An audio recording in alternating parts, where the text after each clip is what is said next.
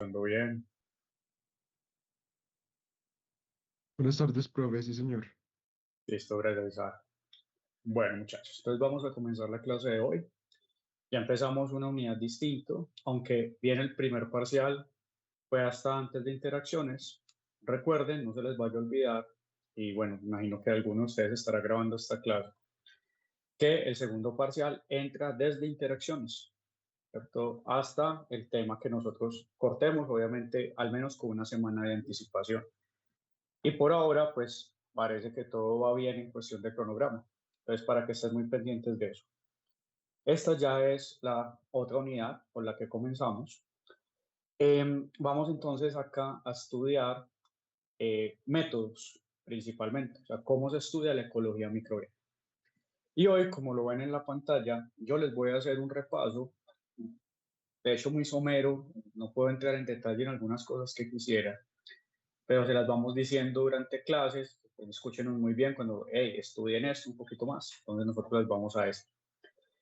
Y es sobre elementos de diseño, ya sea muestrales o sea experimentales, que se aplican a ecología. Hoy, de hecho, es una clase muy general porque eso lo vamos a ir abarcando con las otras clases.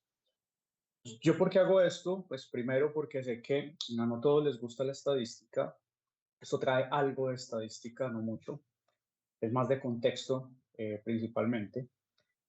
Y a veces necesitamos un repaso porque no nos acordamos de las cosas, ¿cierto? Y específicamente, pues, sí, de esto, ¿cierto? Que mucha gente le saca el cuerpo. Entonces, a mí siempre me gusta hacer ese repasito porque lo vamos a empezar a necesitar. Cualquier cosa, por favor, entonces, alguna pregunta, levantan la mano. Con muchísimo gusto la atiendo. Denme por acá.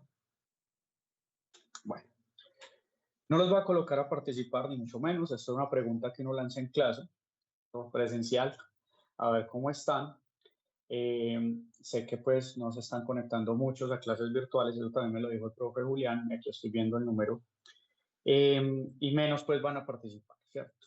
Entonces, bueno, la pregunta es, ¿qué es un experimento y por qué son necesarios?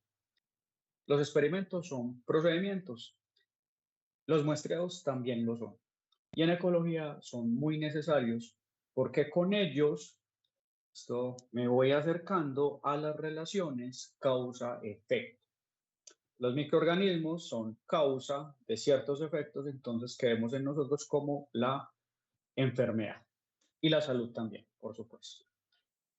Entendiendo también que los fenómenos naturales no son, casi ninguno es unicausal, o sea, parece que haber que son varias causas las que causan un efecto en particular. Y en ecología también estudiamos causas y efectos. Adelante, Valentina, a hablar. Ah, creo No, que no. se le prendió el micrófono. Listo, perfecto. Entonces, eso es lo que hacemos. Mediante procedimientos, intentamos asignar causas a los efectos que estamos midiendo. Utilizamos experimentos y muestreos. Los experimentos generalmente que se pueden, pues, los hacemos en laboratorio, pero también algunos los podemos hacer en campo. No tanto en esta área de la microbiología, lo que hacemos es más muestreo, ¿cierto? Cuando estamos hablando de epidemiología, nos vamos al laboratorio, pero en otras áreas de la microbiología hacemos muchos experimentos en campo. Esos experimentos se conocen en la literatura como controlados y aleatorizados. Controlados quieren decir que tienen controles o tienen testigos. Y que sean aleatorizados, ahorita lo voy a definir un poco mejor, significa entonces que esas unidades que yo estoy muestreando o que estoy experimentando en ellas, ¿no?, van a tener la misma probabilidad de ser manipuladas todas. Eso significa aleatorización. Eso se hace mediante una función probabilística, o sea, de probabilidad que tal vez les empiece a sonar. No voy a entrar en detalle en funciones de probabilidad ni mucho menos. Hablaré de la normal, que es lo que generalmente se toca en este tipo de estadística. Bueno, en inglés los pueden encontrar así. Entonces, aleatorizados, experimentos controlados, eso quiere decir que tienen controles. Lo mismo los muestreos pueden tener controles, no hay ningún problema. Y generalmente los experimentos son manipulados. A eso yo lo llamo que son tratados, o sea, que reciben tratamiento. Yo los manipulo, yo aplico, ¿cierto? o yo tomo una muestra, soy yo el que voy a hacer. Entonces, se llaman tratamientos. Muchachos, las relaciones causa-efecto, esa obsesión por determinarlas, que de hecho pues la ciencia es la que se encarga de eso mediante un método, vienen entonces o están relacionados con las hipótesis científicas, ¿no? Las cuales en ecología pues también se van a generar. Hipótesis uno siempre puede lanzar, son predicciones, pero las científicas tienen unas particularidades muy precisas. Entonces, primero que todo, se denominan como predicción testeable como tal. En filosofía de la ciencia, que ese tema tampoco les interesa mucho, yo puedo hablar de testeable, es cuando yo la pongo a prueba por experimentación, esa predicción. Entonces, por eso lo llamo así. Y lo que va a intentar esa hipótesis, esto es formular una predicción causa-efecto. Se pueden pensar, todas las hipótesis son así. Las hipótesis científicas siempre son sujetas a comprobación, o sea, se pueden comprobar mediante experimentación o muestreo, ¿no? De hecho, ni siquiera haciéndolo una vez, sino varias veces, ¿no? Entonces, yo puedo medir en un experimento repetitividad y también reproducibilidad. A falseación, o sea, pueden ser falsas, o sea, cualquier corrección de la ciencia y ponerla a prueba, esto es una hipótesis que vos lanzaste y decir, no, esto es falso. Eso se llama falseación. Se lo inventó un filósofo ya en los 90, él se llamaba Karl Popper, y eso es lo que llamamos entonces las hipótesis popperianas. Hoy en día funciona así en el famoso método hipotético deductivo, que es el que aplicamos en ciencia, y que de pronto ahí les empieza a sonar un poquito. Y acá también, entonces lo empezamos a introducir, pero brevemente. Las hipótesis se pueden modificar, se pueden rechazar. Generalmente las hipótesis no se aceptan, porque cuando yo hablo de que acepto una hipótesis, sea científica o sea estadística, estoy diciendo que esa ya es la verdad. Es como si fuera algo axiomático. Y como son falseables, es probable que esa hipótesis después termine siendo falsa. Entonces, generalmente uno nunca habla de aceptación, sino de rechazo o no rechazo. Yo las puedo modificar, las hipótesis pueden ir cambiando, eso quiere decir que pueden ir evolucionando. Y generalmente uno como científico toma su hipótesis en lo que ha trabajado todos estos años como de mascota, la cuida, no quieren que se meta con ella nadie, ¿cierto? Se van a investigar la misma, pues se pone bravo, se siente ofendido, de eso no se trata. Entonces, si usted tiene un tema de investigación, pues hágale, si lo quiere diversificar, pues mejor. Pero si lo tiene y tiene una hipótesis que está usted evaluando, pues tampoco se puede tomar de mascota, porque puede ser que usted esté aportando evidencia que tal vez no sea o que después alguien le va a decir que puede ser falsa. Entonces hay que cogerlas también con cuidado y no tanto con cariño, sabiendo que las pueden entonces refutar. Eso hace entonces estas 5 características que se generan, pues obviamente que se van a generar nuevas hipótesis si es que se rechazan, que las hipótesis metafísicas, pues, no sean científicas, pero sí son hipótesis. En eso, obviamente, ustedes saben que yo no me meto, pues estamos hablando de ciencia, entonces quedémonos ahí. Y cada uno, pues, tendrá sus creencias en cuestión de hipótesis metafísicas y eso también está. Entonces, ¿qué es el diseño experimental? Esto es entonces el que hace, bueno, o se encarga de hacer la planeación del experimento o del muestreo, porque también es diseño muestreal. Es la planeación que no solamente es estadística, muchachos, es financiera y también de manejo de personal, la cual es de hecho lo más importante. Y yo siempre se los digo cuando enseño esto, el personal, esto usted mismo es lo más importante, especialmente en esto. Entonces, planificar estadísticamente, claro que sí, pero también la parte humana y también la parte financiera tienen que ver siempre con la planificación de experimentos o muestreos, sea en cualquier área de la ciencia. Esto de tal forma entonces que se puedan obtener datos idóneos, datos sinceros, datos honestos, jamás inventárselos, jamás. Y eso que con bioestadística yo puedo cambiar tantos parámetros como yo quiera. Y pues yo le digo la ciencia del machetazo, se la he escuchado a varias personas. Puedo modificar muchas cosas, obviamente también con un criterio y una argumentación, pero siempre de datos honestos. Esto que puedan analizarse bajo diferentes métodos, porque hay muchísimos, Esto con el propósito de obtener entonces conclusiones válidas, objetivas y reproducibles. Eso es entonces un diseño. Muchachos, si uno tiene bien el diseño del muestreo, ya para ecología o para cualquier área de la microbiología, digamos área, si uno lo tiene bien establecido, bien finito, usted puede aplicar diferentes métodos estadísticos. Pero si usted tiene mal el diseño, no hay método estadístico que lo salve, a no ser que usted ya sea demasiado deshonesto y se invente los datos, pero eso no va a pasar, ¿cierto? Eso no es lo que uno quiere. En la ciencia uno quiere llegar a lo más probablemente verdad, ¿no? Y si yo me quiero acercar a la verdad, pues obviamente no me puedo inventar los datos. El diseño y el muestreo en ecología o en cualquier subárea de la microbiología requiere tres cosas fundamentales. Esto, yo diría que aquí falta, de hecho, otra cuarta que se la voy a incluir, que es la humana, ¿cierto? Bueno, va a ser más humanista que otra cosa. Ya se los dije por qué. Requiere entonces, miren la intersección, ¿cierto? Para que usted tenga un buen diseño, no solamente debe saber bioestadística. Eso es falso. Se puede saber un montón y puede tener el peor diseño. ¿Por qué? Porque en el diseño también entra que uno sepa mucho del área, eso se llama contexto. En esta ocasión, pues estoy hablando es de que usted sepa microbiología y en esta ecuación, pues obviamente que uno tenga algunos conceptos de ecología microbiana. Pero en cualquier otra área, micología, bacteriología, virología, etcétera, tenés que saber mucho para hacer un experimento que responda a una hipótesis científica.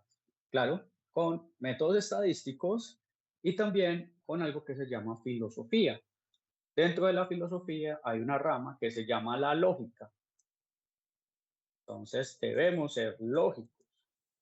Y a la lógica,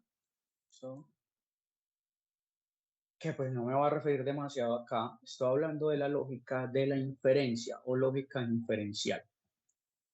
O sea, la lógica de toma de decisiones. Esa es la idea, pues, que uno sepa un poquito para que tome mejores decisiones de lo que me están diciendo los datos y de lo que hice en mi diseño experimental o en mi muestreo.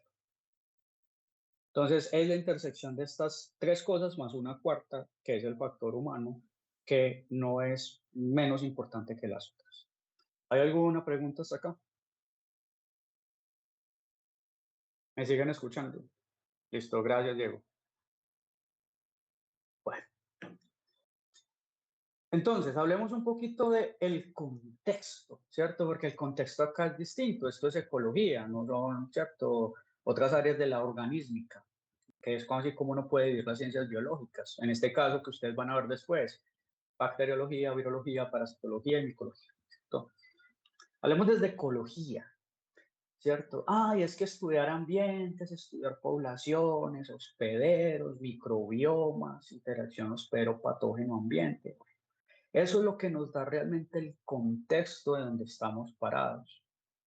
¿No? Saber el ambiente, conocer el hábitat, esto, que los seres humanos también interaccionan con el ambiente, con microorganismos, esto que somos hospederos de algunos de ellos, en donde hay ciertos tipos de interacciones, para bien o para mal, eso significa interacción positiva o negativa. Y todo eso, entonces, ¿cómo lo evaluamos? Diferentes técnicas a nivel de laboratorio existen, diferentes experimentos, diferentes técnicas ómicas, de hecho hoy que estamos en esa era, y eso nos va a llevar entonces a estudiar mejor esa ciencia que estudia, valga la redundancia, la interacción y la composición. En el laboratorio, claro, nosotros podemos estar pasando de campo a laboratorio, así estemos estudiando enfermedades infecciosas. De hecho, miren que eso es muy de epidemiología. Ya sea entonces para estudiar el fenómeno de cómo es la génesis de una epidemia, cómo se comporta. Entonces yo voy y tomo muestras y tengo que mirar el comportamiento biogeográfico, filogeográfico. Después se los explico un poco mejor. Diego, adelante. Ya se le prendió el micrófono. Entonces, claro, hay una parte en donde hay experimentos de laboratorio, ¿no? que de todas formas se relacionan con ecosistemas microbianos. Yo puedo generar, de hecho, ecosistemas microbianos en el laboratorio, una caja de PET lo sería, o un tubito, un pozo de estos en una placa de lisa, por ejemplo. Son ecosistemas, tienen un medio de cultivo, se puede agregar aquí a microbios, ¿cierto? Aplica teoría microbiológica, eso quiere decir que sabe microbiología. Esto aplica modelos ecológicos, que después les hablo un poquito de eso. Eso es toda la teoría ecológica. Entonces ahí están como mezcladas las dos cosas, ¿cierto? O sea, yo hago experimentos en laboratorio o en campo. Esto, hacerlos, pues significa que también tengo que saber microbiología como contexto, pero aquí la idea es meterle algo de teoría ecológica, que lo utilizamos más que todo para ecología de enfermedades infecciosas en este campo de la microbiología y específicamente también en epidemiología. ¿Listo? Eso nos va a llevar entonces a esos ecosistemas, pensar entonces cómo pueden funcionar eso que se llaman servicios ecosistémicos de esa comunidad. Un servicio ecosistémico puede ser que sea patógeno, entonces que enferme, o que sea protector de enfermedades. Eso también lo define las interacciones, el hábitat y, por supuesto, en global, el nicho ecológico. Este paper está más viejito de lo que yo estoy, ¿cierto? Es como una aproximación a diseños experimentales y lo que se llama pruebas de hipótesis. Pero es algo que yo siempre lo coloco porque no ha cambiado hoy en día, ¿no? Van a ver entonces, lo que yo sí hice fue coger las imágenes y utilicé Nanobanana 2 y ya generé a partir de esa imagen feita del paper esta imagen que ven ahí, que está mucho más clara y está traducida al español, pues para ustedes. Es que el tema de estudio, ven ahí que hay 3 divisiones, no quise incluir más, en donde usted puede evaluar el efecto de un factor ambiental sobre la biodiversidad, calor, temperatura, esto, perdón, obviamente temperatura, calor, ¿cierto? La temperatura, el pH, esto, la exposición a un antibiótico, etcétera. ¿Cómo altera la biodiversidad? O sea, la riqueza y la abundancia de ciertas poblaciones. Esto, o hay cambios en la diversidad a través del espacio y tiempo. Después les mostramos cómo los antibióticos logran desestabilizar totalmente el microbioma humano. No, pero él se recupera después, es bastante bacano, hay muchos estudios sobre eso. Son fuentes de contaminación, pues yo también puedo estudiar la composición y la estructura de las poblaciones netamente, que eso es una de las definiciones de hecho de ecología, ¿cierto? De las partes que tiene la ecología. O puedo estudiar filogenia y taxonomía, filogenia es más asociado a sistemática, recuerden, y taxonomía netamente clasificación. Vean las preguntas abordadas desde el análisis. Brevemente dice, estrategia de muestreo, pruebas estadísticas, múltiples experimentos, composición de la población. Esto entonces, la muestra, la estrategia de muestreo, las estimaciones de la varianza, información sobre cómo se eligieron las cepas o muestras de estudio, eso quiere decir un diseño muestreal, ¿cierto? ¿Cuántas cepas representan cada unidad taxonómica operativa operacional, que son los famosos OTUS? Es esta parte de acá. Miren las preguntas y se dan cuenta que lastimosamente para algunos todo tiene estadística, ¿cierto? Estadística en todo lado. Y sí, la ciencia tiene demasiado. La ecología principalmente más, esto porque manejamos muchas técnicas, muchos modelos. Entonces, pues, es importante. Yo no voy a entrar en detalle con muchos muchachos, yo no les voy a colocar fórmulas matemáticas, simplemente voy a abordarlos desde un concepto muy general para que ustedes sepan para qué sirve, o sea, cómo se aplican. Ya entrar en el detalle, pues puede ser un curso más avanzado.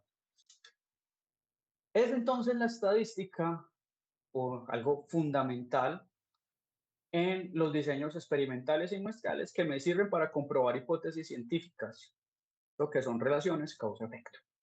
Ahí voy. La estadística generalmente pues tiene diferentes divisiones. Tenemos entonces dos grandes. La primera es la descriptiva, ustedes ya la vieron en un curso, y la segunda es la estadística inferencial. La descriptiva, ahí ven qué hace, brevemente recolecta, organiza, resume, presenta datos ecológicos de forma muy informativa, o sea, te dice cómo se están comportando los datos. Para mí, no es que los datos te digan, es más bien usted qué preguntas le hace a los datos, qué tanto les saca información. Esas preguntas, ¿cierto? No decir, bueno, ¿ustedes qué me están diciendo? Es hacer los análisis, hacer las preguntas. Pero usted puede ir a mirar, ¿cierto? A evaluar, en este caso, cómo se comportan, cómo están posicionados, cómo es su dispersión, etcétera. Recuerden que hay 4 tipos de análisis estadísticos descriptivos. Una es la triple M, que se llama medidas de tendencia central, media, mediana y moda. La otra es análisis de frecuencias, que generalmente uno utiliza un histograma, un density, un diagrama de densidad para mirar entonces cómo ocurren o cómo van apareciendo casos de mi variable respuesta. En este caso, en términos de diversidad, se utiliza demasiado. El otro, entonces, son análisis de dispersión. Me está hablando netamente del error. Hay muchos análisis de dispersión, pero uno de los más importantes se llama la varianza, que es la desviación estándar al cuadrado. Por eso yo hago ANOVAs. Bueno, de esa información pues me sirve para hacer ANOVAs, a eso voy. Y por último se llama los análisis de posicionamiento. Puedo utilizar gráficos, esto como las cajas y bigotes, o puedo utilizar ya, ¿cierto? Medidas de posición como los deciles, los percentiles, los cuartiles, ¿no? Que son cuantiles, que me permiten dividir la población en diferentes rangos de medida para saber dónde están ubicados los datos. Esos son los primeros. La estadística más sencilla. Cuando yo paso a estadística inferencial, es la estadística de toma de decisiones. A veces, si yo no tengo un buen diseño, especialmente en repeticiones, yo no puedo pasar a inferencial. Yo me quedo solamente en estadística descriptiva. Y créanme que pasa más de lo que ustedes creen. Uno va y les va a ayudar con los análisis de datos y todo el mundo quiere hacer ANOVAs. No todo el mundo puede hacerlas. Esto eso depende de muchas cosas, de la naturaleza de los datos y también de las repeticiones que usted tenga. Y cuando vamos a ver, a veces la naturaleza no cuadra o usted tiene tan poquitas repeticiones que le toca quedarse en estadística descriptiva. La estadística inferencial, entonces, siempre el primer paso es hacer descriptiva y después uno hace inferencial. Toma de decisiones, ¿listo? Generalmente, entonces, la estadística inferencial se divide en 2 cosas. Esto en 2 partes. Una se llama estimación de parámetros, tiene que ver más con la población, y la otra se llama pruebas de contraste de hipótesis. Entonces genera hipótesis estadísticas y las contrasta. Y es acá donde voy a entrar un poquito más en detalle, pero así muy breve. Lo voy a tocar muy por encima, pero un poquito más que la estadística descriptiva que apenas se las mencioné. ¿Listo? Entonces recuerden, yo puedo hacer descriptiva solita, ¿listo? O si quiero hacer inferencial, siempre debo hacer estadística descriptiva primero. Esas pruebas de hipótesis, esto se basan, esto no voy a hablar de estimación de parámetros, no se preocupen, ya tal vez ya lo vieron en el curso anterior, por eso siempre exigimos que cambie estadística primero. Y la segunda parte entonces de un análisis inferencial es la prueba de contraste de hipótesis, contrastar la hipótesis nula y la hipótesis alternativa. Entonces, la hipótesis nula, recuerden que es la hipótesis de la igualdad. Es decir, que si yo tuviera 2 muestras, por ejemplo, quiero analizar los microbiomas de pacientes que estén infectados con respecto al microbioma de pacientes que no estén infectados con X, entonces, en cierto patógeno. O en este caso, que presenten o no presenten la enfermedad, ¿cierto? Al menos 2 grupos. Si yo encontrara, ¿cierto?, igualdad en las medias muestrales, alguna métrica de diversidad, diría que esas medias son iguales, que no tendrían diferencias y no rechazaría lo que se llama la hipótesis nula, ¿cierto? Pero cuando las medias son distintas, ya no son iguales, ya son diferentes. Entonces ahí es donde yo llego y por medio de las pruebitas que tal vez vieron en el curso de estadística y diseño, entonces miro y hago una NOVA, o hago una T, o hago un cruz, bueno, si me voy por vía paramétrica, que esas dos son las principales, si no por vía no paramétrica, entonces hago un Kruskal-Wallis, hago un Wilcoxon, un Bach-Whitney, etc. Compara generalmente medias. Ahora, cuando yo digo es que no son iguales, ahí es donde me pego el pajazo mental y digo que tienen efecto. La enfermedad tiene efecto sobre el microbioma, porque las medias muestrales de la variable que yo estaba midiendo no son iguales. En ese caso, no rechazo la hipótesis nula. Recuerde que nunca hablo de aceptar ninguna hipótesis, ni científica ni estadística. Las hipótesis científicas están relacionadas con las estadísticas, pero no son iguales. De hecho, se establecen hipótesis estadísticas por cada prueba que uno haga para corroborar, ¿cierto? O para decidir o tomar, hacer la inferencia de que hay efecto o no hay efecto de lo que usted entonces esté midiendo. Con eso, miren que se establece relación causa-efecto. La enfermedad, esto es causa de la modificación del microbioma. Entonces uno prueba ese tipo entonces de hipótesis. ¿Alguna pregunta hasta acá?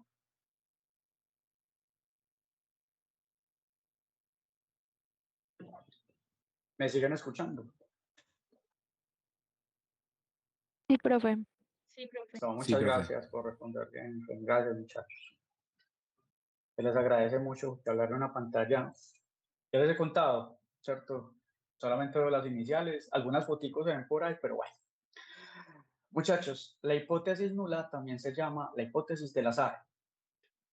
El azar en ciencia generalmente y en esta parte del diseño experimental y muestral se denomina causalidad no asignada.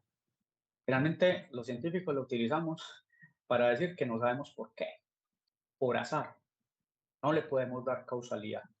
Y ese azar influencia tanto que te permite o ver o no ver diferencias. En esta ecuación, si el azar opera más, de acuerdo a las pruebas estadísticas, yo no rechazo la hipótesis nula porque pienso que todos esos resultados probablemente pudieron haber sido por azar, por causalidad no asignada. ¿Listo? Entonces, también se denomina de esa manera. Uno que quiere, generalmente, yo siempre les digo a los estudiantes pues, en bioestadística, uno piensa con el deseo, uno siempre quiere que hayan diferencias. Obviamente eso dependerá del experimento. Habrá experimentos que usted no quiera que haya. Dependerá. Pero generalmente usted quiere que hayan diferencias, ¿cierto? P menor a 0.05. O la probabilidad, ¿cierto? De ver diferencias iguales o superiores si la hipótesis nula fuera verdad. ¿No? Ese es el valor P. O sea, si en un mundo de solo azar, ¿qué tan probable es obtener esos resultados? Un P menor a 0.05 me indica a mí por estándar científico que el valor P es muy criticado. Créanme que sí. De hecho, ya hay otras métricas dentro de estadística frecuentista, que es la que uno maneja acá, que son, digamos, de soporte a ese valor P. O sea, uno no se salva porque siempre se lo van a pedir, pero es altamente criticado. Recuerden que él puede variar por múltiples causas y a usted darle como falsos positivos, también falsos negativos, ¿cierto? O sea, lo lleva a decir mentiras. Entonces, ¿qué es lo que uno busca? Uno siempre busca rechazar la hipótesis nula. Ese es el deseo. Ese P menor a 0.05. El deseo de todo el mundo, ¿cierto?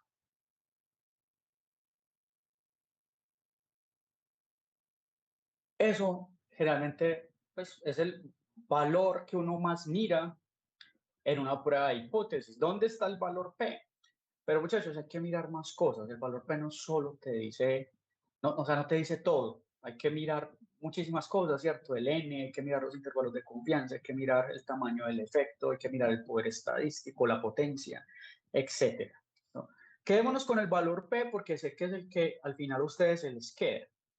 Supongan esto, miren, esta es una figura, ¿no? Que es un density, no sé si se acuerdan, o sea, una figura de frecuencias, está analizándola, ¿cierto?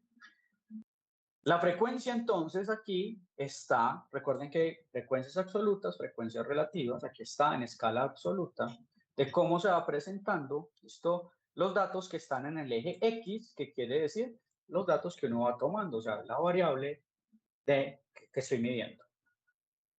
Piensen entonces en un grupo que se está comportando así, como un fantasmita, que es la normal, ¿no? Que yo sé que la vieron, y otro grupo, en este caso está con línea negra, y otro grupo de línea azul, ¿no? que ya ahorita hablemos del mismo ejemplo, si quiere, pacientes control y pacientes que son casos, el famoso casos y controles, ¿cierto? Miren que cada uno de esos grupos o muestras se pueden comportar diferente, ¿sí ven? Entonces, cuando yo tengo este comportamiento, y ojo, que todas las variables, lo saben muy bien, no se comportan normal. Uno a veces fuerza a que se comporten normal y no siempre es así. De hecho, hay 31 tipos de distribuciones diferentes. Algunas tal vez las vieron en el curso, ¿cierto? Una es la normal, la otra es la F, que es la de Fisher, la otra es la T, la otra es la chi cuadrado, la log normal, bla, bla, bla, bla, bla. Hay muchísimas, ¿cierto? La binomial.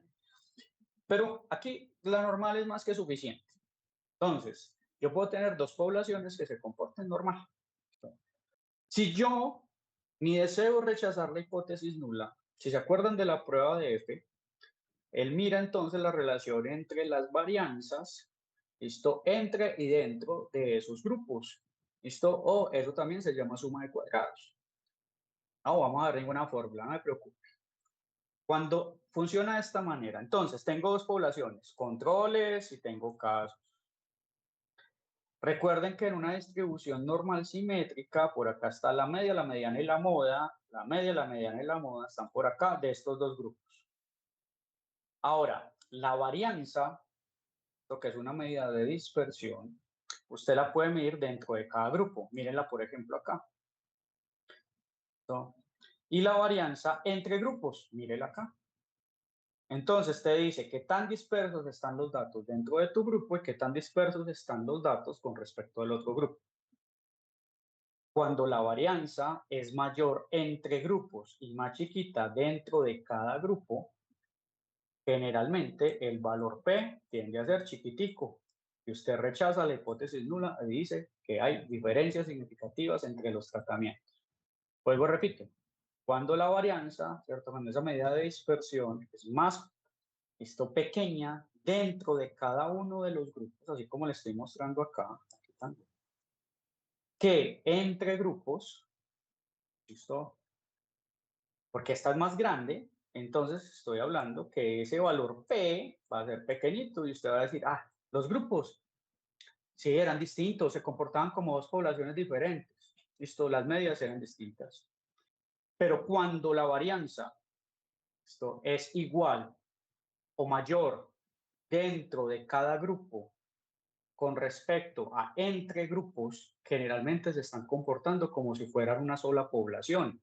Ejemplo, es como si estos dos estuvieran muy cerquita, porque esa varianza entre ellos es muy pequeñita y es muy grande dentro de cada uno. Entonces se comportan así, ya como si fuera una montañita, ¿cierto? Un fantasmita entre ellos. Eso quiere decir que si se comportan como una misma población, usted no rechaza la hipótesis nula y los valores P le tienden a dar ¿qué? Altos o mayores del nivel de significancia que usted le puso a la prueba. Esa es la lógica de la ANOVA, sin utilizar ningún tipo de fórmulas. Varianza entre, comparando con varianza dentro de cada uno de los grupos que yo estoy comparando.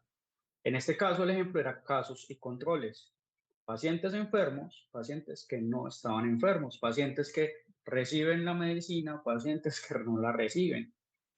Y ya la variable, pues obviamente va a ir en términos ecológicos, ¿cierto? Las variables que son importantes en ecología, pero aplica a cualquier parte de la ciencia. ¿Hay alguna pregunta hasta acá?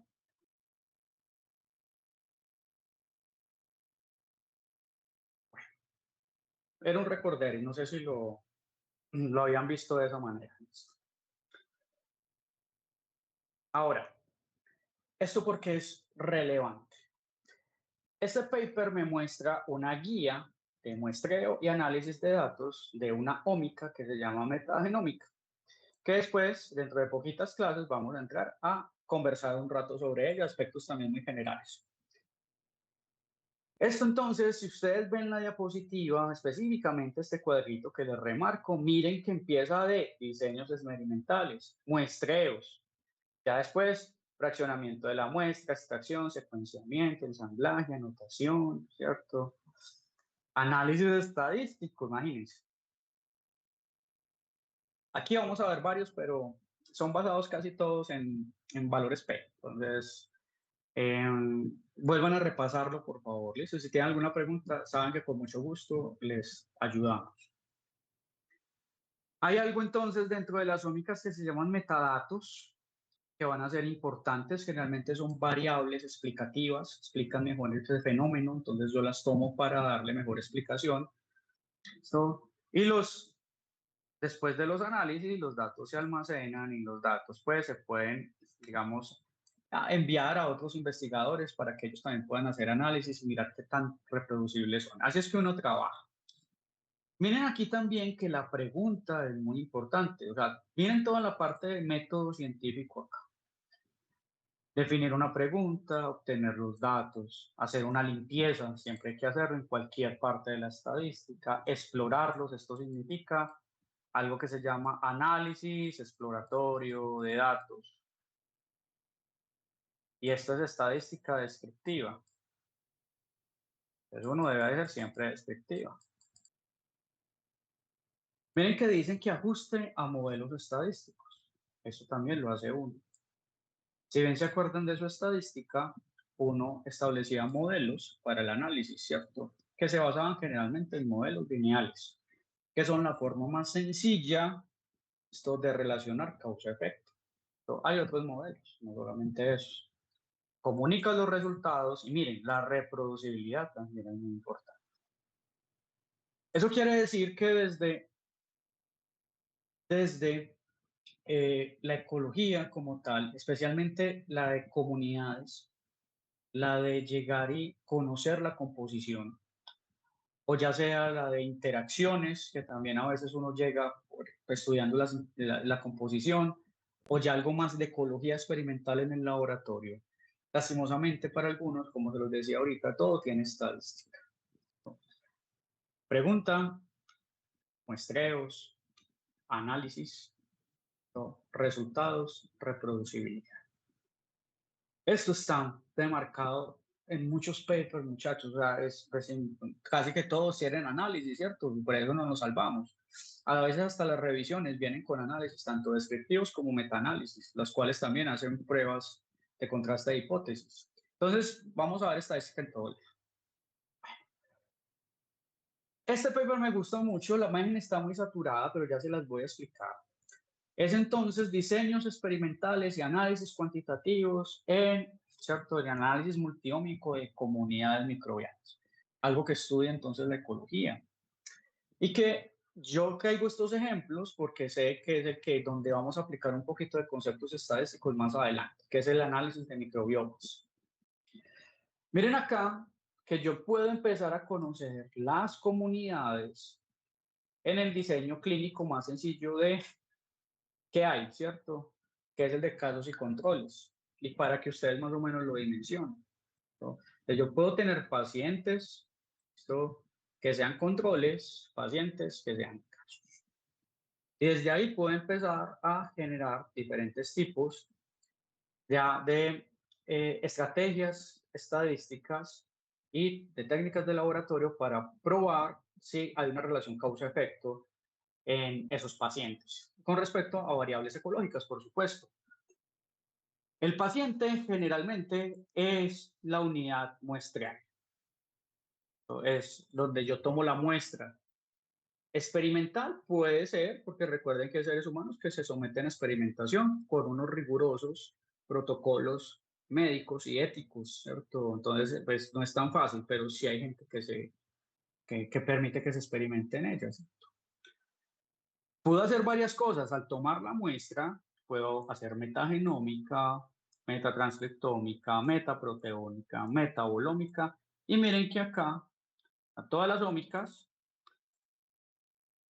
hay algo que se llama metadatos. Posibles variables explicativas para explicar esa variable respuesta que viene de diferentes tipos de técnicas microbiológicas, ¿no? La genética del hospedero, epigenética del hospedero, expresión génica, el perfil del sistema inmune, información clínica o información demográfica. La información clínica acá es vital y son de los metadatos que más se toman entonces en este tipo de investigaciones. Ahora, ¿yo qué puedo hacer? Empezar a hacer análisis, integrar. Entonces yo tenía un diseño de casos y controles y empiezo a ver cómo se comporta la abundancia de las especies, perfiles de cepas, productos génicos, perfiles de expresión génica. Recuerden que eso depende también de la técnica. Perfiles de proteínas, concentraciones de metabolitos. ¿Listo? Y también entonces, digamos, covariables que están entonces relacionadas. Covariables es que se relacionan principalmente, más que todo a medida del tiempo. Una covariable es la que se toma en un tiempo y va variando y se toma después, ¿cierto? Yo puedo entonces mirar la composición, miren acá, antes o después dentro de casos y controles, ¿no? Y eso generalmente uno lo puede graficar mediante barras apiladas. Entonces, cada uno de esos colorcitos que están en una barra puede ser entonces alguna de las variables respuestas que yo estoy sacando a partir de ómicas. Puedo mirar la abundancia ya haciendo análisis cuantitativo y acá es donde entran las pruebas de hipótesis principalmente, ¿cierto? Miren que acá hay cajitas y bigotes, están los datos, están en términos de abundancia y lo chuleadito y lo que no, miren que puede indicar que hay diferencia entre los grupos P menores a 0.05 en estándar científico, como les digo, eso puede variar muchísimo, no coman de eso. Vuelvo y repito, es altamente criticado, hay que mirar más cosas. Miren acá que son más parecidos, entonces no rechazo, y miren acá que también vuelven a ser entonces distintos. Tanto así que miren que el enfoque de cada técnica me puede decir cosas muy diferentes. Eso ya se los había comentado. Y después análisis, de hecho, mucho más complejos, que ya es integrar todas las ómicas. Esto, y además de integrar las ómicas, integras lo que había ya en literatura. Eso se llama metaanálisis estadístico. O puedes hacer validación experimental, que esto sí ya es mucho más avanzado. Pero a donde generalmente uno quiere llegar, y eso se hace entonces con modelos in vivo, generalmente. Entonces aquí también aplico experimentación. Puedo entonces ya en términos donde también aplicar experimentación, analizar entonces competencia, ¿se acuerdan de exclusión competitiva? Aquí está, coloco a competir y evalúo si se excluyen o coexisten. Adivine cómo se evalúa, sí, con estadística y con eso tomas la decisión. Haces una prueba de contraste de hipótesis. Cuentas.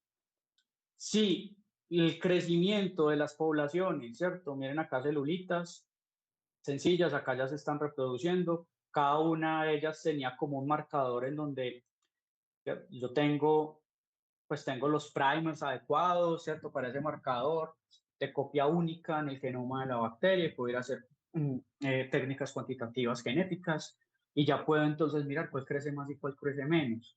A ver en cómo tomo esa decisión con estadística. Esto ya se los había mostrado, se llama mapas adaptativos o paisajes adaptativos y me está mostrando esto cómo es el fitness de una población en diferentes tipos de condiciones. La montañita indica que hay, ¿cierto? Que el fitness va creciendo. Entonces yo también tengo que aplicar estadística. Y por supuesto también esto en lo que tiene que ver ya con cualquier medición del fitness, ¿no? El crecimiento, cómo se va reproduciendo a medida del tiempo o si usted varía una condición. Entonces, la estadística es lo que yo a veces también critico, que no le vemos la practicidad, tiene práctica, ¿cierto? Tiene injerencia en todo lo que les estoy diciendo y son ejemplos de color. Bueno, ¿alguna pregunta hasta acá?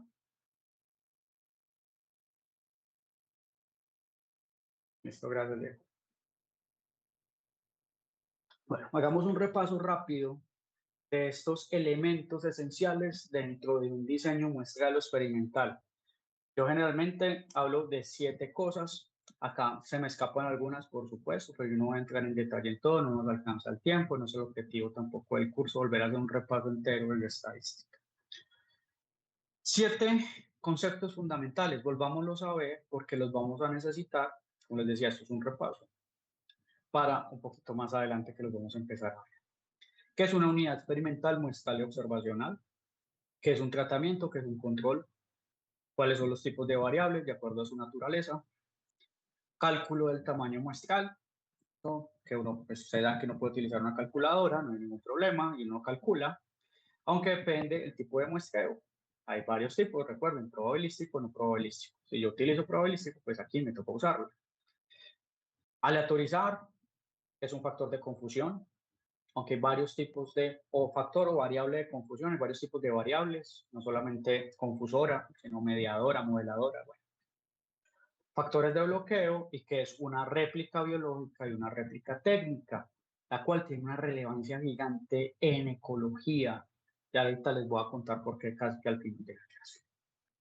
Entonces, vamos a ver cada una de esas 7 y ahí ya terminamos. La unidad experimental obviamente viene de que yo voy a hacer un experimento. Entonces, la mínima unidad, la cual uno trata, o sea, que uno manipula, que uno mide, que uno agrega algo, ¿cierto? Echa, bueno, lo que quieran, pues los sinónimos que quieran.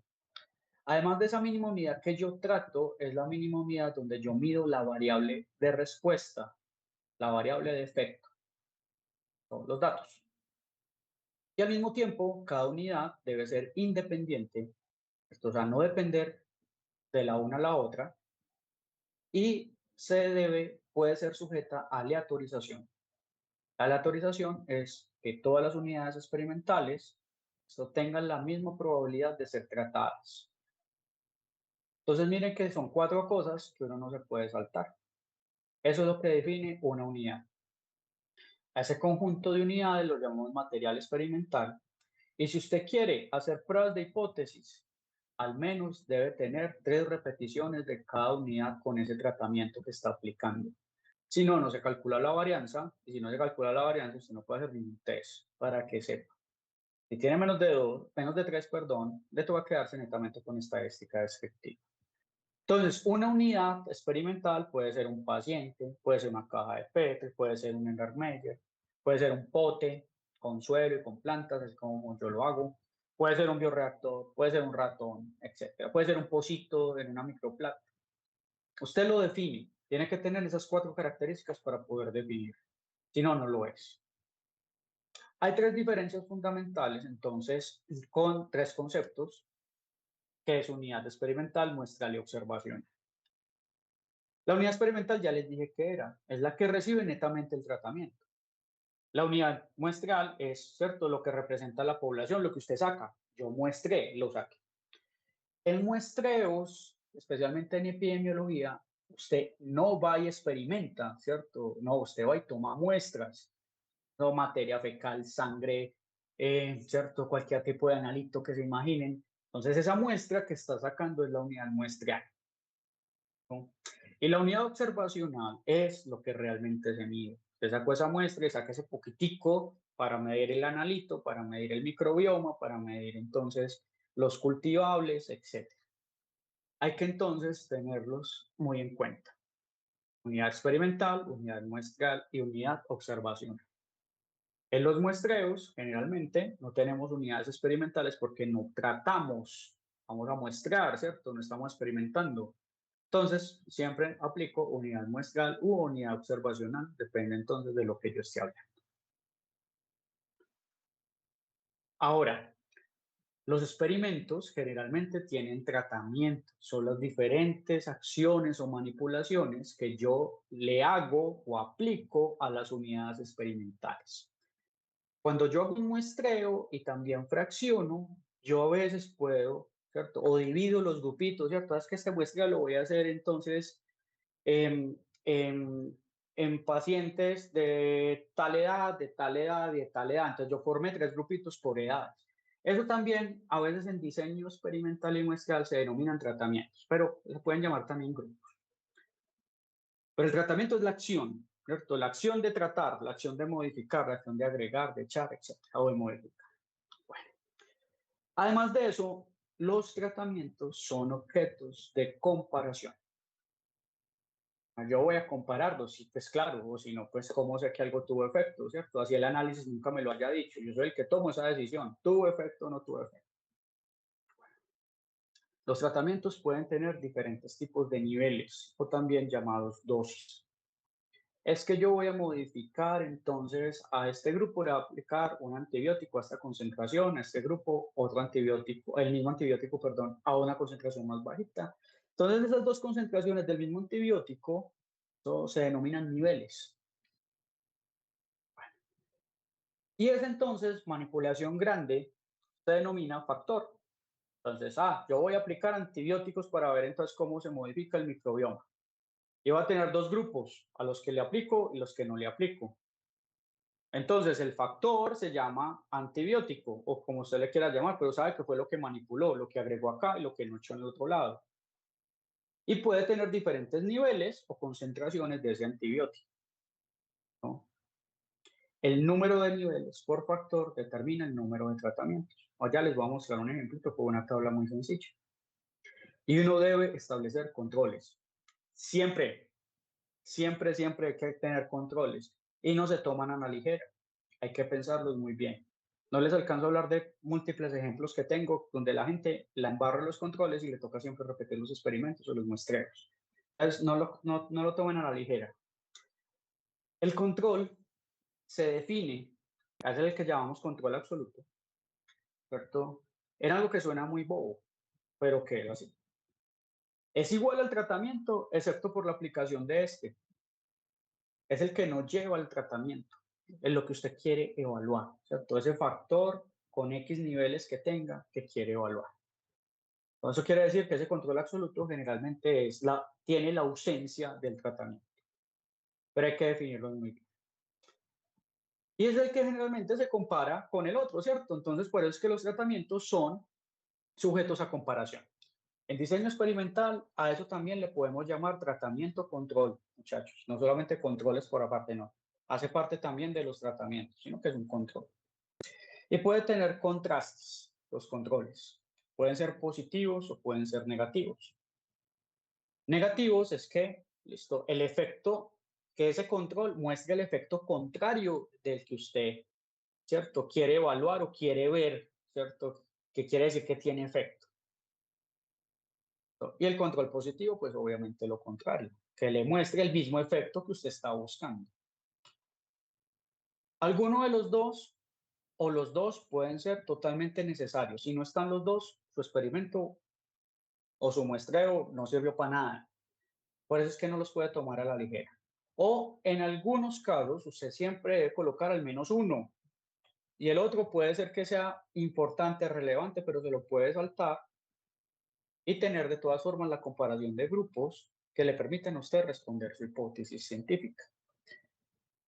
Entonces, cuidado con eso porque generalmente la gente la tiende a embarrar. Aquí les voy a mostrar entonces un caso que es, vamos solamente a hablar de este. Vamos a mirar este cuadrito en donde lo que se quiere es evaluar la fuente de nitrógeno para un medio para evaluar el fitness de una bacteria. ¿Cómo se estableció? Esa fuente de nitrógeno es el factor, ¿no? Voy a poner acá F. Y tiene entonces diferentes niveles que están entonces acá designados más abajito. Como lo ven, son diferentes concentraciones. En esta ocasión tiene 4 niveles y es un solo factor.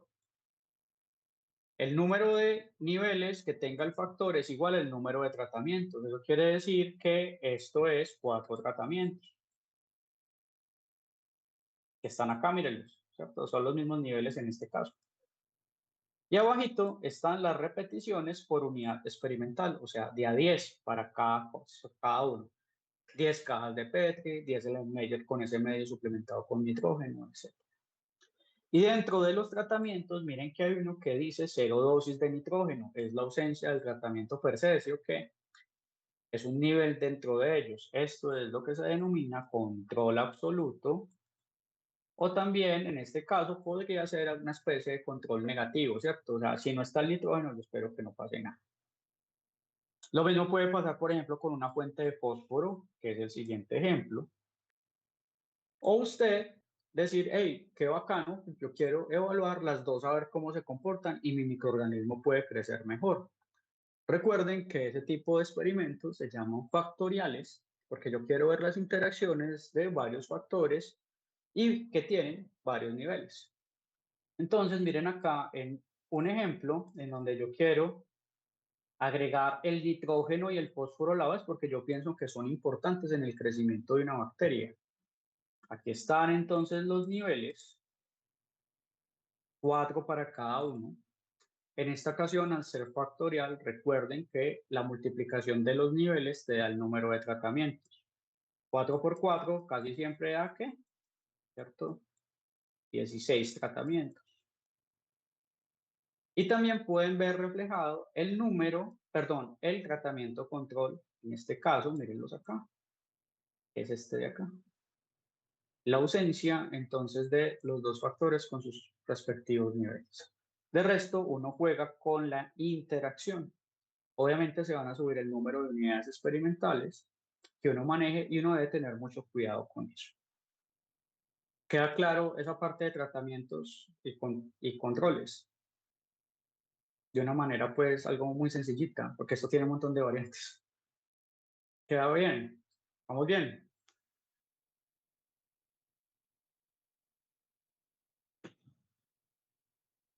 ¿Me escuchan?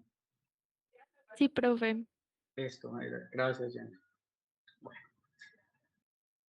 los tipos de variables, hay varias formas de subdividirlas. Una es el origen de las variables, de dónde vienen. Y la otra se llama naturaleza. Yo solamente les voy a hablar de la naturaleza. Generalmente existen dos tipos de naturalezas, que son las más sencillitas, ¿cierto? Y bueno, esas son las que se manejan. La naturaleza cuantitativa y la naturaleza cualitativa, ¿no?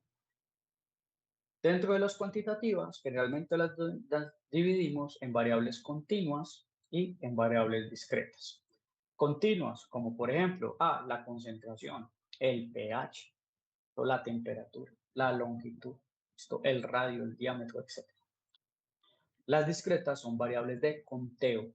Para los microbiólogos es bastante importante porque nosotros, ¿cierto?, contamos células, unidades formadoras de colonia, unidades formadoras de placa, número más probable de células, etc. Entonces, esas son variables discretas.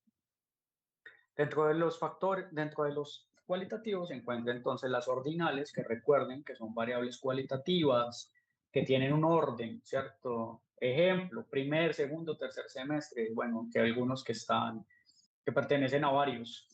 Entonces uno no sabe, por lo menos por créditos a veces uno lo puede dividir. En esta ocasión miren que nos colocan genotipos, no están ordenados, están en la parte de aquí abajo.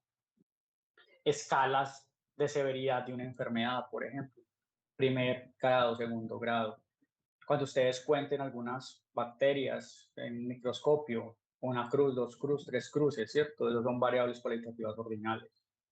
Y las nominales, esto que ya no dependen de un orden, no, que prácticamente puede ser esta, esta o esta, esto independientemente del orden con el que venga. Medicamento A o medicamento B. Esto, sistema BO, por ejemplo, etc. Eso es importantísimo, muchachos. Bueno, aquí hay una imagencita para que les quede. Este paper de acá, yo creo que lo hicieron para que eso es netamente para estudiantes de pregrado, me imagino yo, porque no les gusta tanto la estadística, entonces la hacen un poquito más amena y colocan entonces dibujitos, etcétera. El paper es bacano para que lo quiera revisar más adelante.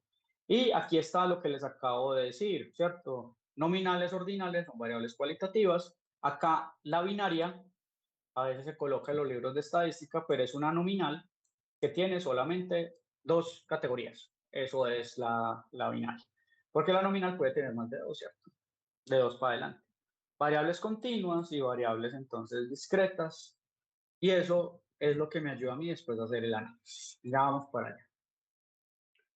Ahora, no solamente hay variables de acuerdo, o se dividen las variables de acuerdo a su origen, o a su naturaleza, perdón, entre cuantitativas o cualitativas, sino que también se pueden dividir si son variables que se asocian a la causa o son variables de efecto.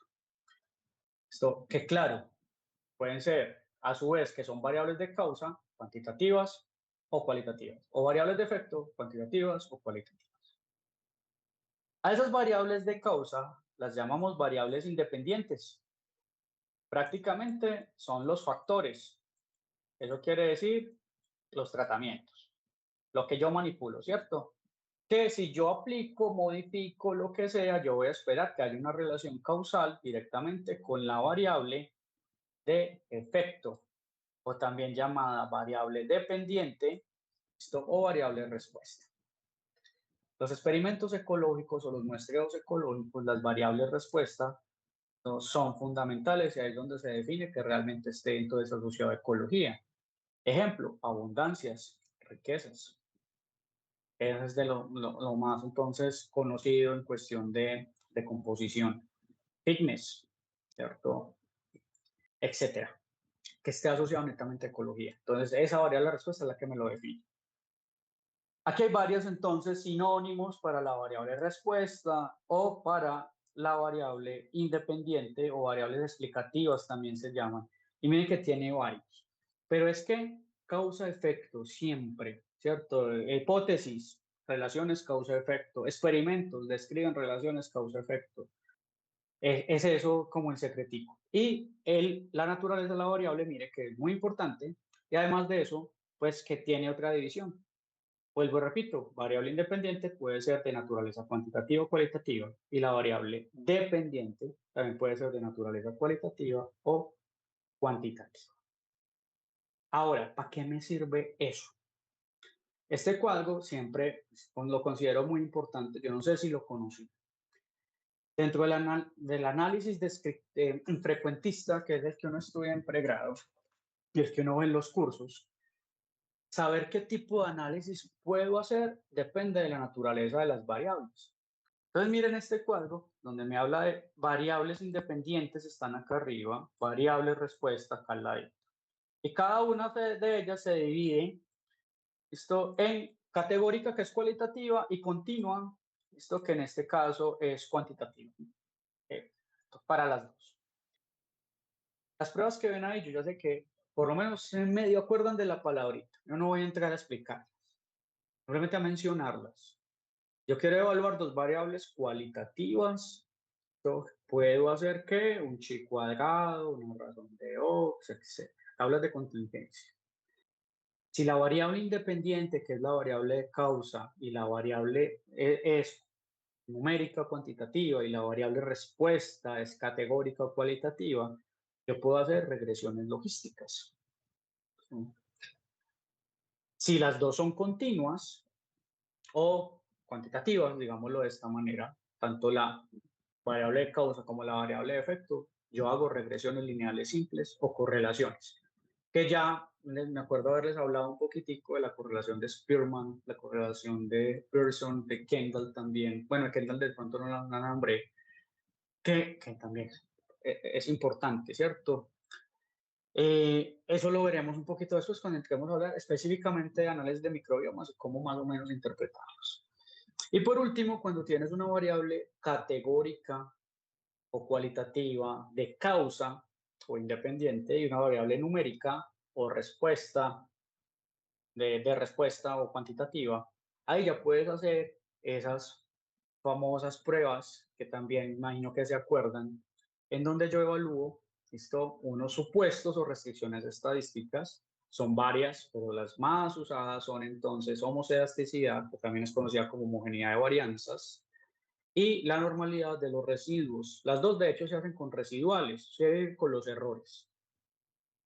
Hay otras, hay que mirar linealidad, hay que mirar independencia de los errores, al menos, ¿no? Entonces, generalmente uno evalúa esos dos y uno ya sabe si se va por vía paramétrica o no paramétrica, que sería esto, ¿cierto? Si se cumple, paramétrica. Si no se cumple, perdón, no paramétrica acá, si no se cumple. Paramétrica acá. Y ya miren, están las pruebitas, si usted quiere comparar de a dos grupos o de a varios. Y con seguridad, esta le suena bastante, que es el análisis de la varianza. ¿Cómo sé yo qué análisis tengo que hacer en términos de ecología o cualquier parte de la ciencia, en una estadística frecuentista? Es este cuadro. Eso es lo que se hace. Esa es la forma entonces de que la naturaleza de la variable me indica muchísimo y la tengo que tener presente. Entonces, ojo con eso. Lo pregunto en un parcial, ¿cierto? Entonces me digan que yo no digo que pregunto. Pero además de eso, muchachos, en las análisis, y que es lo que ustedes vieron en el curso anterior, o especulo, ¿cierto? Yo no lo sé bien y me disculpan si estoy asumiendo cosas. Y si piensan que están flojos en algo, pues me avisan y conversamos. También los análisis se pueden dividir de acuerdo a si uno analiza una o varias variables respuestas. Esto tanto de causa como de efecto. Una o varias. Cuando yo analizo una, generalmente, como variable respuesta, una solita, y como variable independiente, una, pero también varias, muchachos, no solamente una. Lo que denomina que el análisis sea univariado es la variable de efecto, o sea, que solamente sea una solita. Hago un univariado y me vengo para acá y ejecuto alguna de estas, ¿listo? Todo lo que acabamos de ver ahí son univariados. Ahora, yo puedo tener varias independientes, ¿no? Y también una, ¿no?, respuesta, y también puedo ejecutar algo que se llama regresión lineal múltiple. Puedo evaluar si alguna de esas variables de causa son, son como representativas en el modelo que yo estoy utilizando. O sea, si se escogen o no, si se vuelan o se dejan. Entonces la regresión lineal múltiple sirve mucho. Y miren acá la intersección. Varias y varias. Ya entonces hay un montón de pruebas muy raras, ¿cierto? Clúster, discriminantes, componentes principales, correspondencias, escalamiento multidimensional métrico y no métrico, bla, bla, bla, bla, bla. A mí no me importa en este momento entrar a hablar de esto. Más adelante les explico por lo menos el componente principal. Más adelante. Pero que sepan que lastimosamente en ecología los análisis multivariados, o sea, más de una variable, son súper relevantes. Porque en los fenómenos ecológicos ya nos dimos cuenta, de hecho desde la definición de nicho, que muchas cosas pueden explicar el comportamiento de un microorganismo, sus interacciones, su composición. Esas muchas cosas son variables explicativas, metadatos. Y los metadatos los utilizamos bastante para explicar cómo está ocurriendo esa diversidad o esas interacciones. Por eso nos toca estudiar estadística multivariada. Nos toca estudiar, pero breve, poquito, ¿cierto? Les voy a explicar cómo por lo menos leen un gráfico que se llama Bplot más adelantico para no saturar. ¿Alguna pregunta hasta acá? Entonces, resumen, análisis que se dividen por naturaleza de variable o análisis que se dividen por número de variables. Cuando son muchas, entonces se llaman multivariados y la ecología los usa bastante. ¿Alguna pregunta? ¿Comentario? Amenazas hasta que no les entregue los parciales, ¿cierto? Aunque ya empecé a recibir amenazas. Bueno, entiendo que no. ¿Me siguen escuchando? Den señales de vida, por favor. Sí, profe. Profe, Sí, profe. Gracias. Bueno, cuarto punto. No voy a alcanzar a terminar hoy. Ya le pido al profe Julián el próximo martes que me deje terminar, que me regale media horita. No pasa nada. Y terminamos. Claro, Ani, venga, yo le respondo, ¿cierto? Porque yo sé que a ustedes solo les importa la cuestión de la nota. Ani, yo terminé el martes, listo, tarde, ayer tuve clase todo el día y el fin de semana me voy a poner a calificarlos. Eso quiere decir que yo espero tenerlos, por lo menos la gran parte, calificada el próximo martes. ¿Listo? Espero, porque yo también tengo 4 cursos más, bueno, en fin. Entonces a mí me dan un poquito más de tiempo el profe Julián, esto también los va a intentar tener el martes. Entonces si el martes los tenemos, súper bien. Si no, ténganlo por seguro que durante la próxima semana ya les avisamos para que hagan la revisión. ¿Está bien, Ani?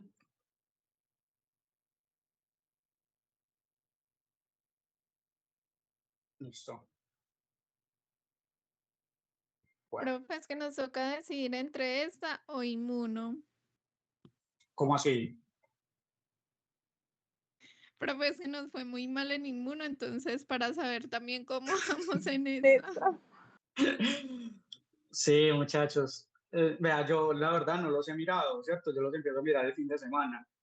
Yo, yo lo que sí puedo ir haciendo es ya coger lo que siempre hacemos aquí en la materia, es coger la lista, el listado, sin nombres, solamente con las cédulas y subirles la nota.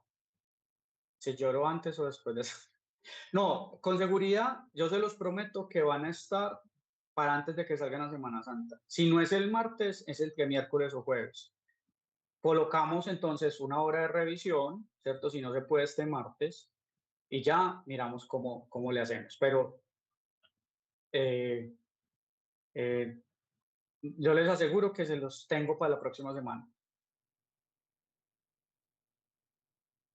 ¿Está bien? ¿Les fue muy mal en inmuno? ¿Cómo así? Bueno, yo espero que en esta, terrible.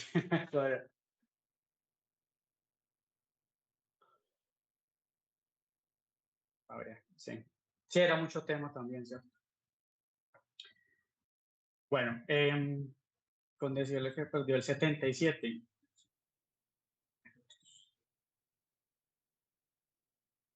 Espero, pues, como les digo, no los he mirado, espero que les vaya mejor en el colegio.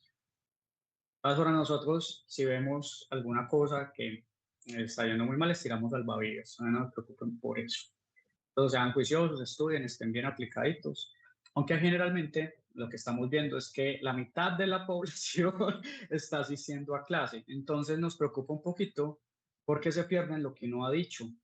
Si se pierden lo que uno ha dicho, va a estar complicado, ¿cierto? De pronto miran la grabación, pero uno qué sabe.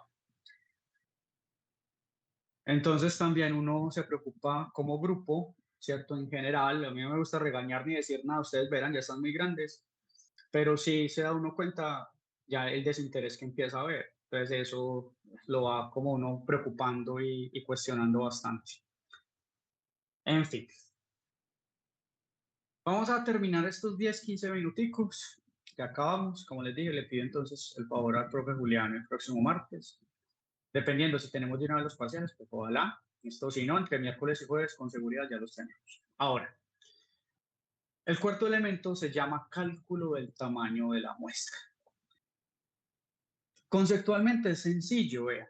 Es saber que yo tengo una población de interés que yo no voy a poder sacarle toda la información a esa población. Es muy difícil, o sea, yo no puedo, ¿cierto? Entonces yo tengo que sacar una muestra. La población está representada en este circulito, miren, lo más grande, ¿cierto? Está. Entonces, los pacientes de Medellín que tienen candidiasis vulvovaginal, yo no sé qué, bueno, en fin, una patología. ¿Cómo muestras todo? Es muy difícil, ¿cierto? Lo mismo en un laboratorio. ¿Cómo haces experimentos infinitos? Tampoco podés. O tenés unidades experimentales infinitas, no podés. Entonces te toca calcular. Te toca no. Si uno quiere, si uno puede. Esa es la cosa. Yo calculo para saber cuánto saco de acá. Y esta sería mi muestra. Paso de la población a lo muestreal. Esto se llama deducción. No sé si se acuerden de eso, si ya vieron teoría del conocimiento.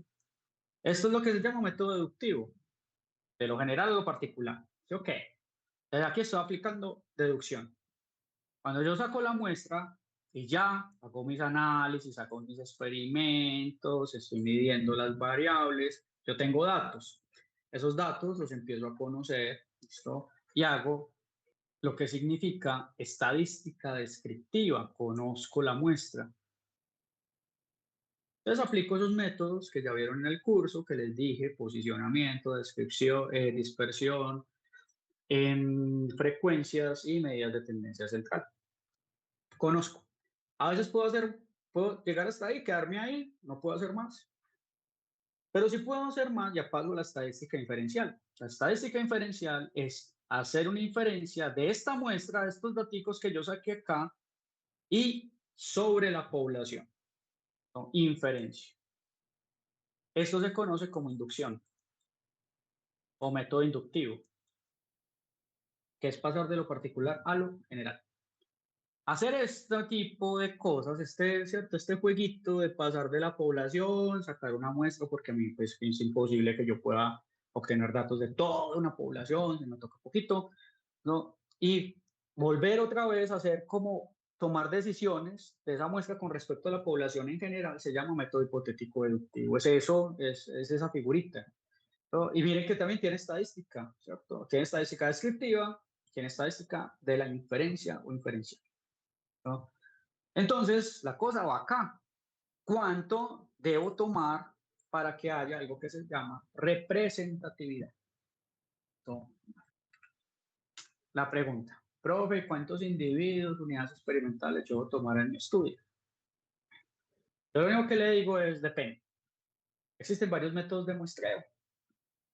Existen métodos probabilísticos, métodos no probabilísticos. Dentro de los probabilísticos, que ya la próxima clase empiezo por ahí, ¿no?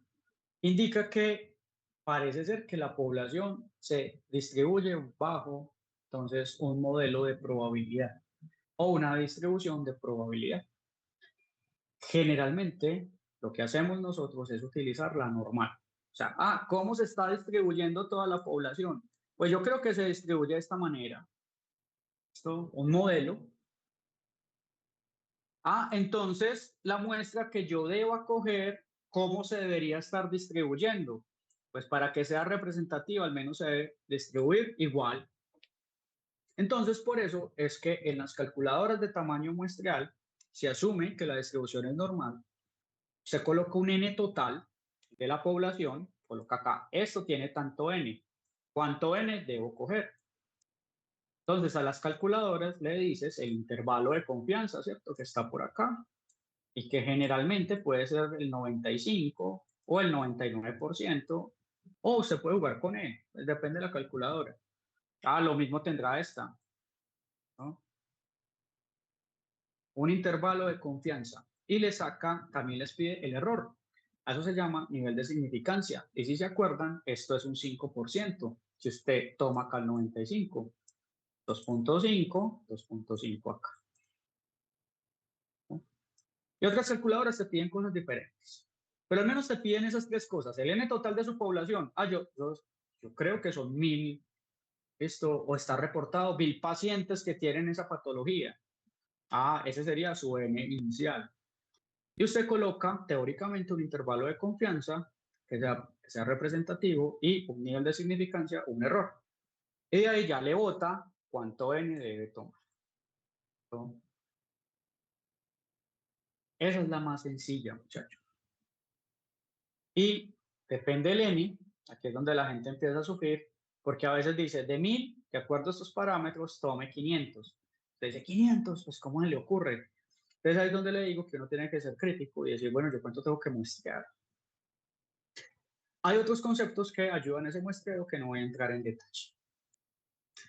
Ese muestreo tiene entonces una implicación en algo que se llama poder estadístico o potencia estadística, que se ve reflejado netamente en las pruebas, en los test estadísticos, para decir si hay efecto o no hay efecto, ¿cierto? Recuerde que la decisión la toma usted, la decisión ni siquiera la toma la prueba. La prueba le da a usted un resultado y usted lo interpreta. Bueno, el poder estadístico es entonces un valor de probabilidad. O sea, se mide de 0 a 100 o de 0 a 1, ¿cierto? Depende, ¿no? Y te dice es la capacidad que tiene esa prueba de detectar diferencias donde realmente ellas existen. Menor poder estadístico, menor capacidad de detectar esas diferencias. Mayor poder, ¿no? Mayor capacidad. Pero no suena como tan bueno. A veces el exceso de poder trae problemas, ¿no? Y que el poder sea muy bajito también. Uno puede pecar por exceso, muchachos. Tener demasiados individuos y su poder estadístico va a aumentar. Si aumenta y usted tiene demasiados, puede entrar en algo que se llama falsos positivos o error tipo 1. Encontrar diferencias donde realmente ya no existen. Y sí, uno se jode.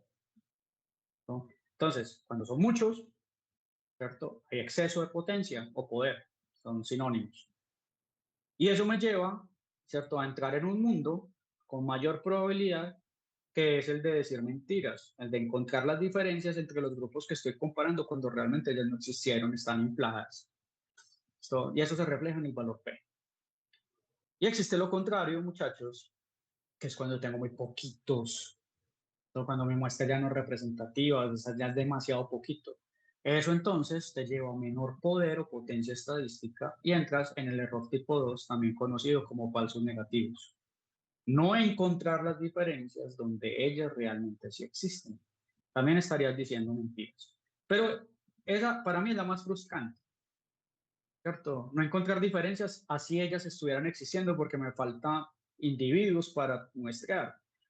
Eso es muy frustrante. ¿Listo? Pero, ojo pues, que la primera, que es el error tipo 1, los falsos positivos, es muy grave cuando usted está en otras áreas de la medicina, está evaluando medicamentos en pacientes. De hecho, ahí uno se vuelve más riguroso. Ya de hecho, uno no habla de significancia estadística, sino de significancia clínica. Está jugando con la vida de las personas. Entonces, hay otros parámetros ya de intervalo de confianza y nivel de significancia que vuelven las pruebas un poquito más estrictas. No sé si también se los habla. Entonces, jugar con la vida de las personas es muy gravísimo. Entonces, estadísticamente me tengo que poner demasiado riguroso. Miren acá, ya con esto acabo. Mentiras, esta y la próxima. Y ya termino. Miren acá es una gráfica que me muestra el tamaño de muestra requerida, o sea, el N, cuántos tomo y si lo meto en una calculadora me sale un montón, y el poder estadístico, ¿no? Entonces miren que entre más poder.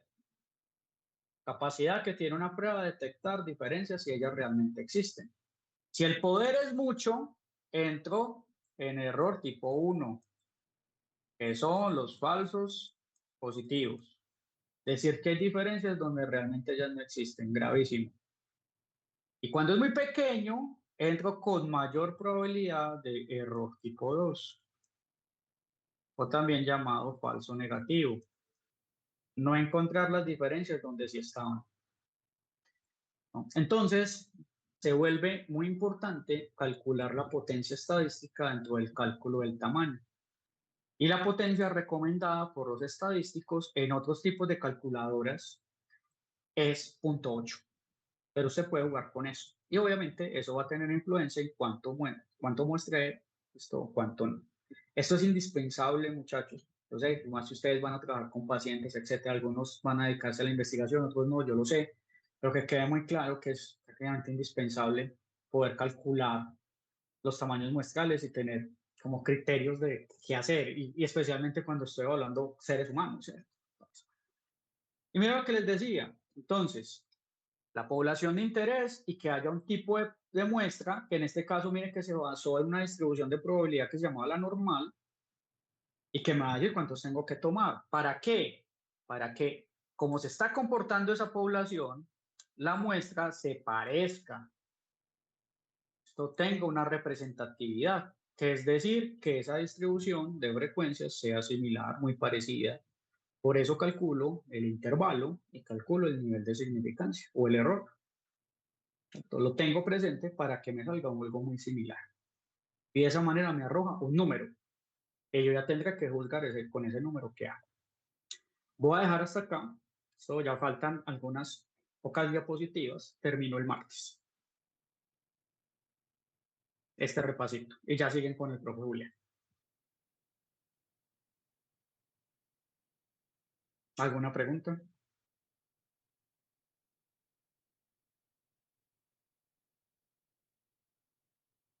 ¿Una? Listo. Bueno, vamos a ver entonces el martes. Espero tenerlo. Si no, les pido, pues ustedes a veces son muy terribles con uno les debe tener paciencia, pero ustedes a veces no le tienen paciencia a uno. Si no es el martes, con seguridad es el miércoles o el jueves. Se los prometo, les doy mi palabra. Voy a intentar Profe, calificarlos porque todos este fin de semana. ustedes también son muy terribles con uno. Sí. Mm. Nosotros.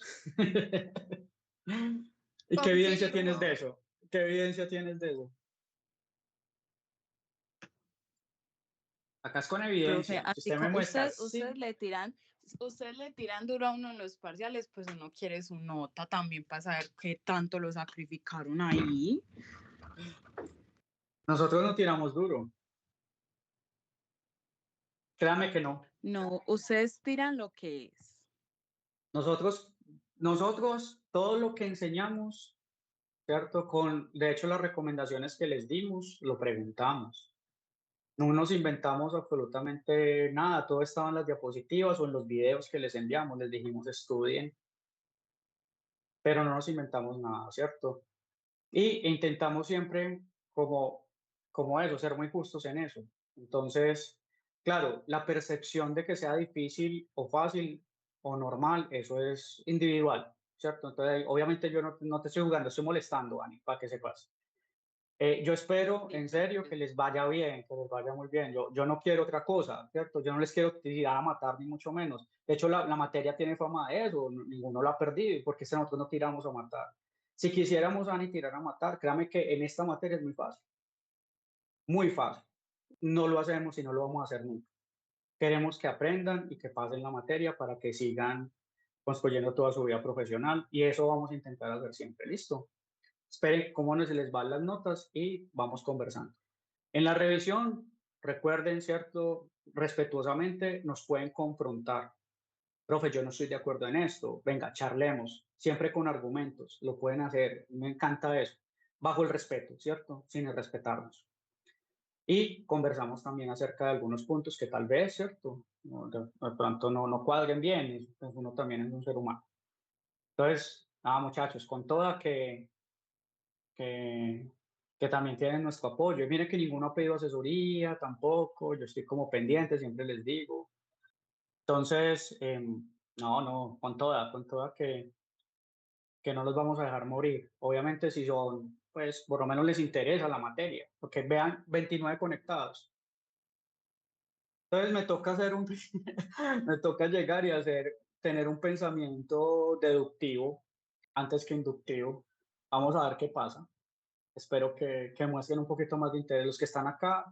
Les agradezco mucho y obviamente uno los va teniendo más en cuenta para cosas.